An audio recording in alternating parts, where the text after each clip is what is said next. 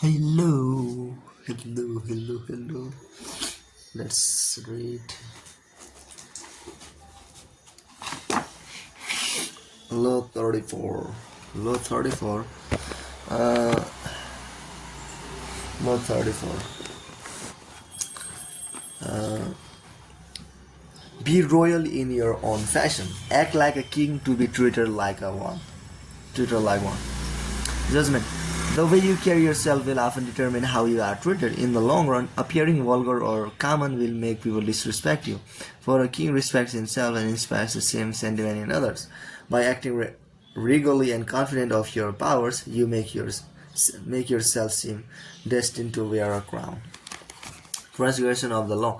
In July of 1830, a revolution broke out in Paris that forced the King Charles to abdicate. A commissioner of the highest authorities in the land gathered to choose a successor, and the man they picked was Louis Philippe, the Duke of Orleans. From the beginning, it was clear that Louis Philippe would be a different kind of king, and not just because he came from a different branch of the royal family, but because he had not inherited the crown, but had been given it by a commission, putting his legitimacy in question. Whether it was that he disliked ceremony and the trappings of royalty, he had more friends among the bankers than among the nobility, and his style was not to create a new kind of royal rule, as Napoleon had done, but to downplay his status to better to mix with the businessmen and middle-class folks who had called him to lead.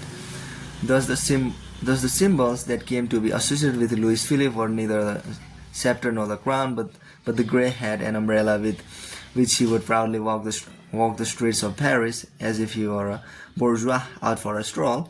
When Louis Philippe invited James Rothschild, the most important banker in France, to his place, he treated him as an equal, and unlike any king before him, not only did he talk business with Monsieur Rothschild, but that was literally all he talked.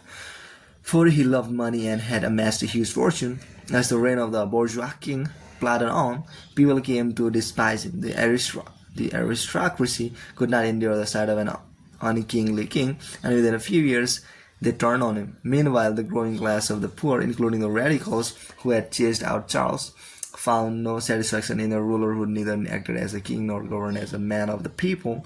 The bankers, to whom Louis Philippe was the most beholden, soon realized that it was they who controlled the country, not he, and they treated him with growing contempt. One day, at the start of a train trip organized for the royal family, James Rothschild actually berated him, and in public, for being late. Once the king had made news by treating the banker as an equal, now the banker treated the king as an inferior.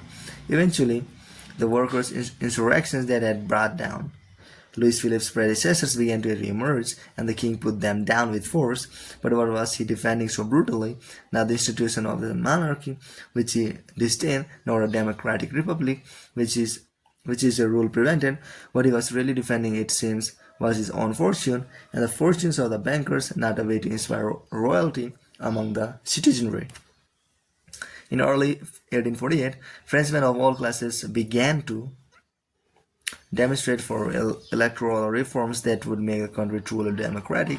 By February, the demonstration had turned violent. To assuage the populace, Louis Philippe fired his prime minister and appointed a liberal as a replacement, but this created the opposite of the desired effect. The people sensed they could push the king around. The demonstrations turned into a full-fledged revolution with gunfire and barricades in the streets. On the night of February 23, a crowd of Parisians surrounded the palace with a suddenness that caught everyone by surprise.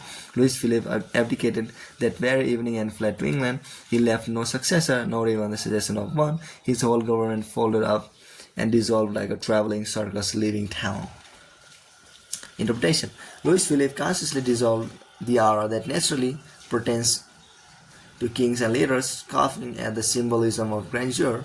He believed a new world was dawning, where rulers should act and be like ordinary citizens. He was right. A new world without kings and queens was certainly on its way. He was profoundly wrong. However, in predicting a change in the dynamics of power, the bourgeois king's hat and umbrella amused the French at first, but soon grew irritating. People knew that Louis Philippe was not really like them at all, that the hat and umbrella were essentially a kind of trick to encourage them in the fantasy that the country has suddenly grown more equal. Actually, though, the division of wealth had never been greater. The French expected their ruler to be a bit of a showman, to have some presence.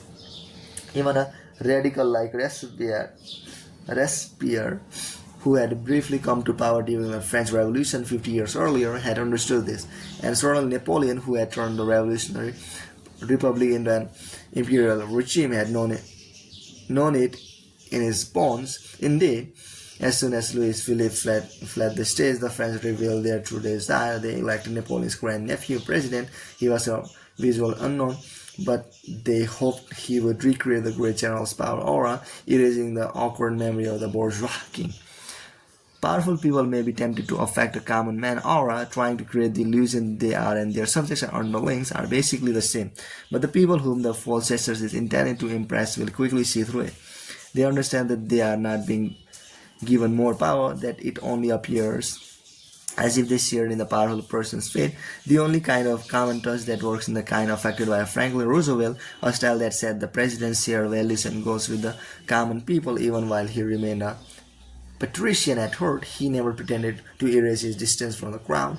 Leaders who try to resolve that distance through a false chimneys gradually lose the ability to inspire loyalty, fear, or love. Instead, they elicit contempt. Like Louis Philippe, they are too uninspiring even to be worth the guillotine. The best they can do is simply vanish in the night as if they were never there. Observance of the law. When Christopher Columbus was trying to find funding for his legendary voyage, many around him believed he came from the Italian aristocracy. This view was passed into history through a biography written after the explorer's death by his son, which describes him as a descendant of a Count Colombo of the castle of Corcaro in Montferrat. Colombo, in turn, was said to be descended from the legendary Roman general Colonius, and two of his first cousins were supposedly direct descendants of the emperor of Constantinople, an illustrious background indeed, but it was nothing more than illustrious fantasy, for Columbus was actually the son of Domenico Colombo, a humble weaver who had opened a wine shop when Christopher was a young man and who then made his living by selling cheese. Columbus himself had created the myth of his noble background because from early on he felt that destiny had singled him out for great things, and that he had a kind of royalty in his blood. Accordingly, he acted as if he were indeed descended from noble stock. After an uneventful career as a merchant on a commercial vessel, Columbus, originally from Genoa, settled in Lisbon. Using the fabricated story of his noble background, he married into an established Lisbon family that had excellent connections with Portuguese royalty. Though his in-laws, Columbus finagled a meeting with the king of Portugal, João II, whom he petitioned to finance a westward voyage aimed at discovering a shorter route to Asia. In return for announcing that any discovery he achieved would be made in the king's name, Columbus wanted to seriously raise the title Grand Admiral of the Ocean Sea, the office of Viceroy over any lands he found, and 10% of the future commerce with such lands. All of these rights were to be hereditary, and for all time Columbus made these demands even though he had previously been a mere merchant. He knew almost nothing about navigations, he could not work a quadrant, and he had never led a group of men. In short, he had absolutely no qualification for the journey he proposed.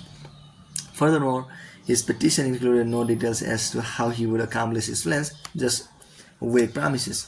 When Columbus finished his speech, João II smiled. He politely declined the offer, but left the door open for the future. Here Columbus must have noticed something that he would never forget. Even as the king turned down the sailor's demand, he treated him as legitimate. He neither laughed at Columbus nor questioned his background and credentials.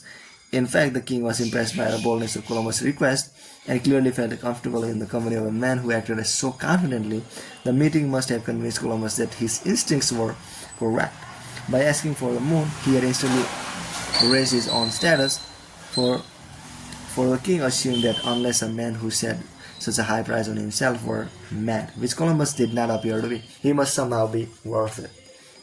A few years later, Columbus moved to Spain. Using his Portuguese connections, he moved in elevator circles at the Spanish court, receiving subsidies from illustrious financiers and sharing tables with dukes and princes. To all these men, he repeated his request for financing for a voyage to the west and also for the rights he had demanded from João II. Some, such as the powerful Duke of Medina, wanted to help but could not, since they lacked the power to grant him the titles and rights he wanted. But Columbus would not back down. He soon realized that only one person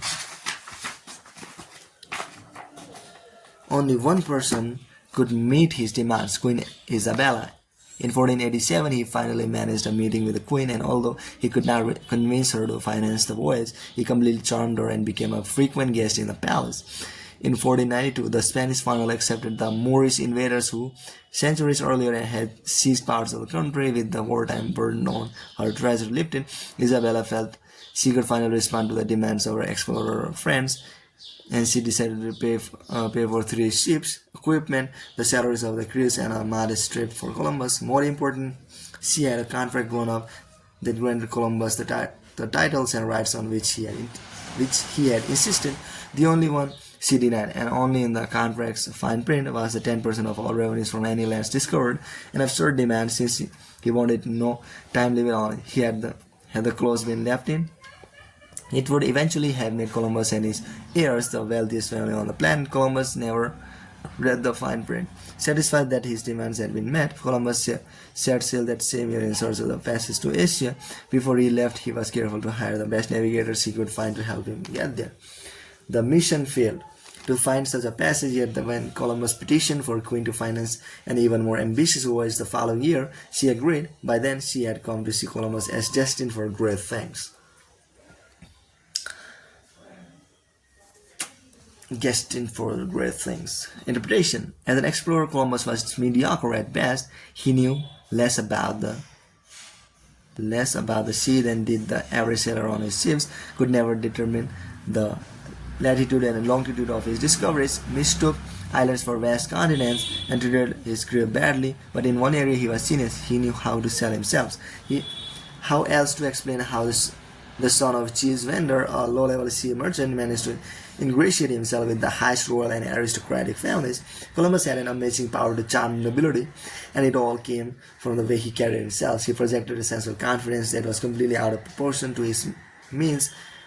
Nor was his confidence the aggressive, ugly self-proportion of an upstart. It was a quiet and calm self-assurance. In fact, it was the same confidence usually shown by the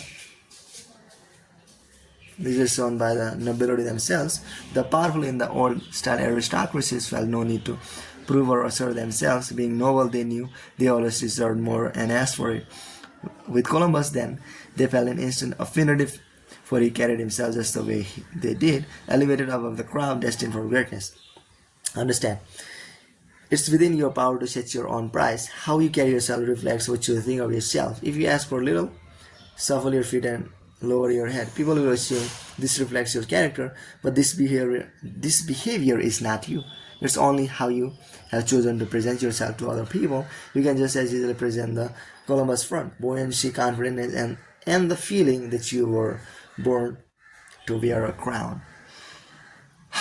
With all great deceivers, there is a noteworthy occurrence to which they owe their power. In the actual act of deception, they are overcome by belief in themselves. It's this which then speaks so miraculously and compelling to choose around them. Friedrich Nietzsche, 1844-1900. So that's it, guys. Bye. Love you.